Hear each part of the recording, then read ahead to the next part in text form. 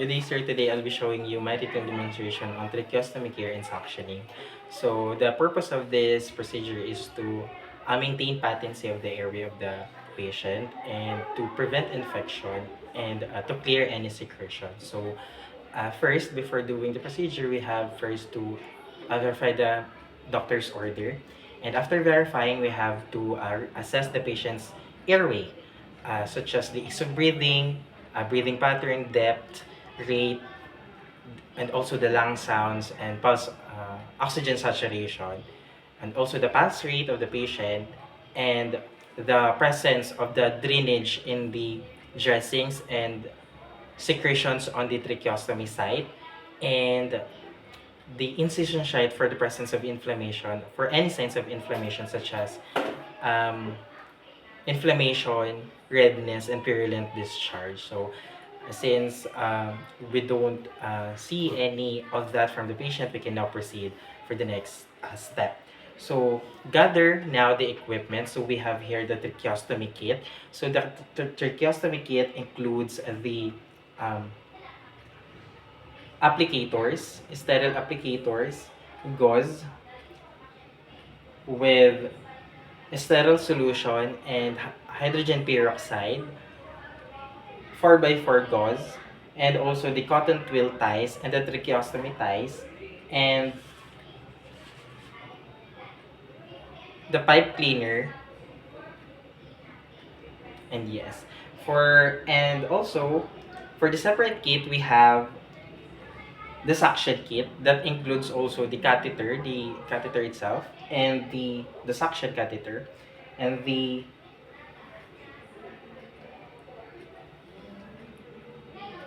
suction catheter and container with solution. So other would be the scissors, some sterile gloves, a drape or a towel, and a stethoscope for a stethoscope, yeah, and waterproof bag, goggles and gowns, and goggles and gowns. So after gathering all the equipments, we can now position the client in the Fowler's or semi-Fowler's position. Now, so as we can see, the patient is now on semi-Fowler's position. So next one, we place a waterproof or a drape on the client's chest.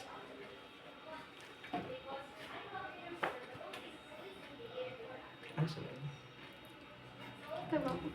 Hindi.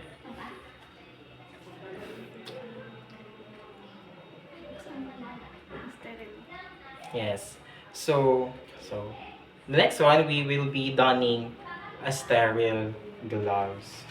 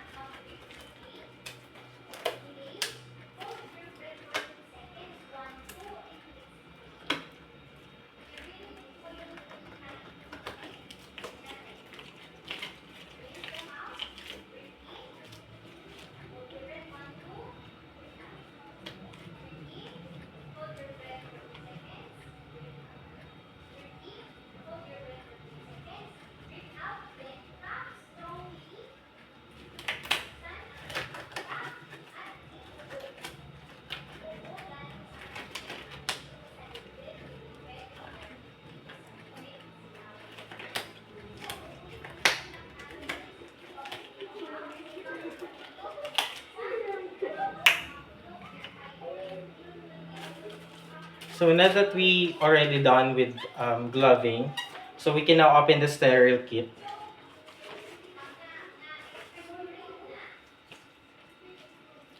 So with our gloved hand and sterile gloved hand, with our non-dominant gloved hand, we pour the soaking solution and the sterile solution in the separate containers. And after that, we should establish a sterile field. So this will be my sterile field. And we can now open other sterile supplies such as the suction catheter, applicators, and the tracheostomy dressing. So now that we already prepare the equipment, we can now remove the patient's inner cannula. So in removing, we have to secure the the outer cannula gently, and then remove it according to its curvature, and directly put it in this or soak it in a soaking solution. So since the patient is using reusable, we put it in a soaking solution, but it other patients use uh, disposable. So if that's disposable, we discard them. So, sunod. So now that we already removed the inner cannula to the patient, we proceed now to the suctioning. So for the suctioning, um, position the client. So the patient is now on semi-Fowler's position, and drape the client and wear gloves and gowns if necessary, and open now the wall-mounted suction machine or the portable suction machine and regulate it for, since our client is an adult, we regulate the suction machine or the suction pressure for about 100 to 120. Yes. And for, in case that our patient is children, we can regulate it for about 95 to 110. And for infant patients, it's 50 to 95. So,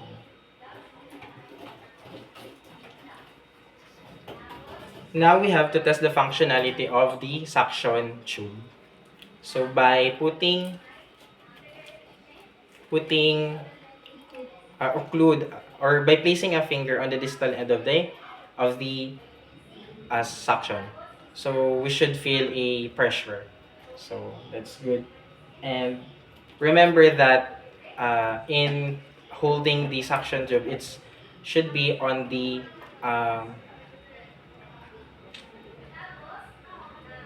non-dominant hand. So now we will be opening another kit which we already opened earlier, the suction catheter. So and then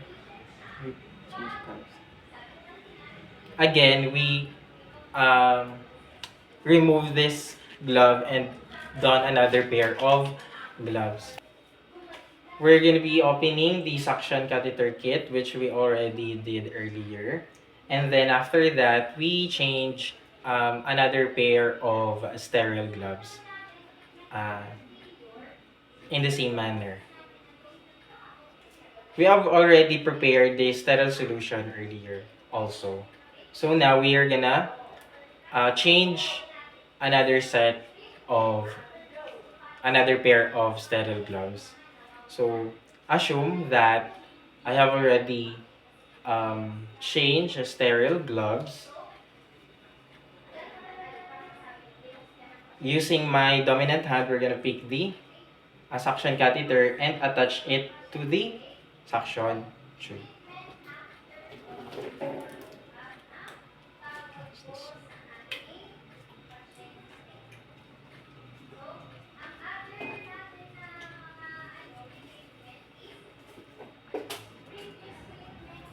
So, like the suction shoe, we're gonna test its functionality also. So, by dipping it in the sterile solution and by putting pressure on its port and release. And release. And then, after that, so, hyperoxygenate. So after that testing its functionality, we hyperoxygenate the patient. So we're gonna reattach the uh, the oxygen delivery device to the patient. So assume that I have oxygen. So hyperoxygenate the patient for about 30 seconds, and then lubricate the tip of the catheter. Now we can suction the patient. So by gently and quickly put it inside without putting any pressure yet. So, and this time we're gonna be putting intermittent pressure while suctioning it out and in a circular motion outward. So make sure that do it only in 10 seconds. So, and after suction, we are gonna cleanse the tip of the or cleanse the suction catheter by um, dipping it in the sterile solution and by putting it pressure and until the suction catheter becomes patent uh, again. And then and after suction, we should hyperoxygenate again the patient in every pass. So assume that I have the oxygen delivery device attached to the patient, and then suction again. So gently and swiftly, and in a circular motion outward, and by putting pressure intermittently. So repeat the procedure for until the suction catheter becomes clear or the patient becomes free from any secretions. Yeah. And then don't forget to hyperoxygenate in every passes of the suction. Yeah. So now that we are done, coil the suction tube or catheter and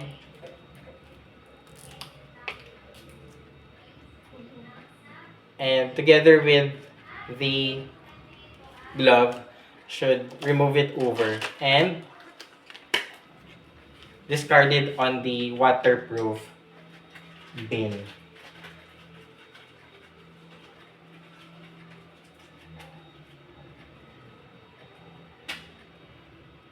Now that we are done suctioning the patient, we're going now to clean the inner cannula.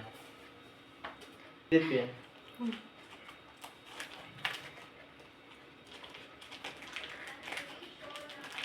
Nag-lunch ka na ba? Nag-lunch ako kanina, kagutom na ako. Hindi na nga. So, anong po?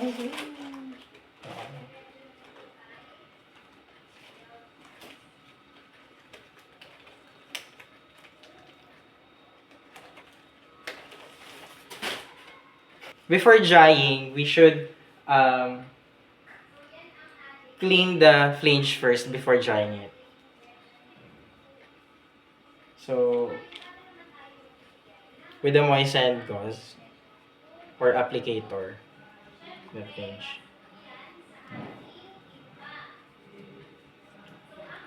Once we are done with the flange or the flange, we dry the entire thing. Ano?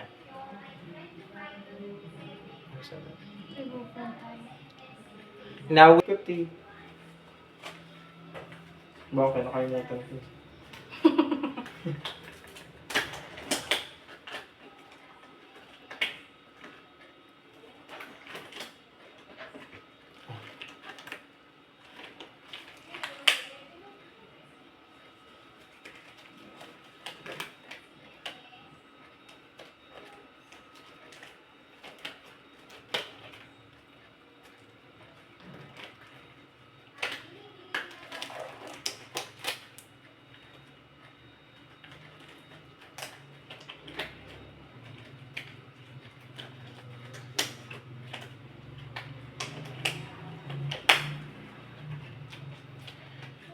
Now we proceed to the cleaning of the inner cannula.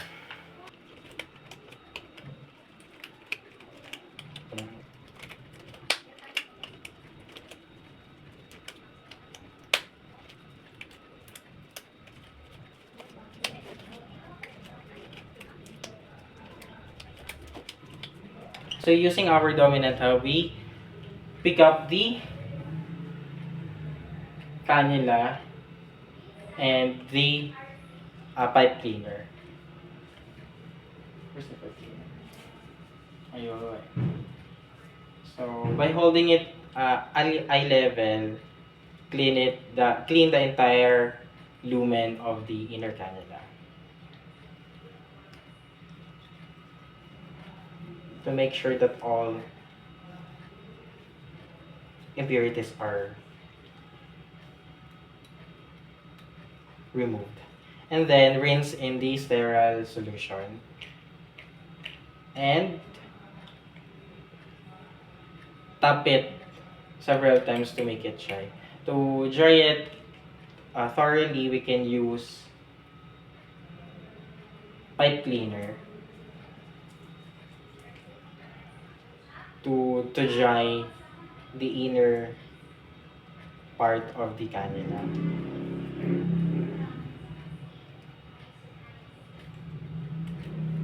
So now that we clean and dry the cannula, we can now replace the inner cannula to the patient, to the tracheostomy side. By securing it and by following its curvature, replace it gently. And then, ano sunod? Insecure. Lock it by twisting it. And then, so once secured, To the outer cannula.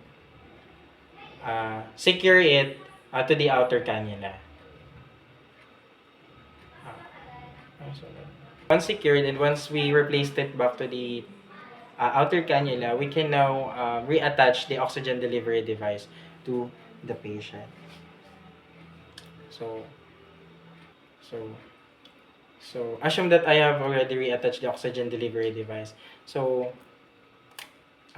next, we can remove the soiled dressing, removing it gently from the patient, and discard it. Now, we can proceed now to the cleaning of the site. So, before that, we should change a new pair of sterile gloves. So assume that I have already uh, changed gloves. So with our dominant hand, pick up the applicators and moisten it with the sterile solution and clean the site. And discard every after use. And use a new one every stroke. And then discard. And, and then discard. Another. Then we can moisten a gauze to the sterile solution and do the same thing.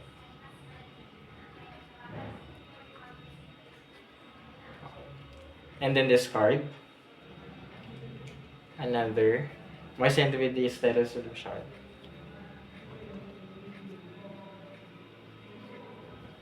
Discard.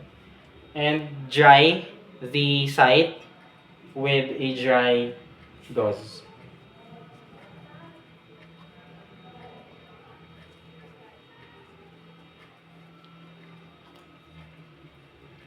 So once dry, change the ties. So by removing it very gently,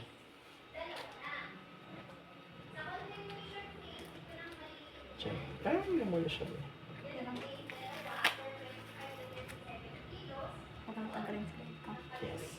So assume that I have changed the ties. And make sure it is secured. Dressing. Hmm? Dressing. Since we removed the soil dressing, we have to replace it with a new one. So, with the available and provided uh, dressing in the sterile kit, have to replace it back. So, under the flange. So, do it very gently. Yan. Now that we are done, we can now remove the towel and remove all soiled materials and used equipment on the proper bin and reassess the patient, Hand hygiene. and don't forget to do hand hygiene.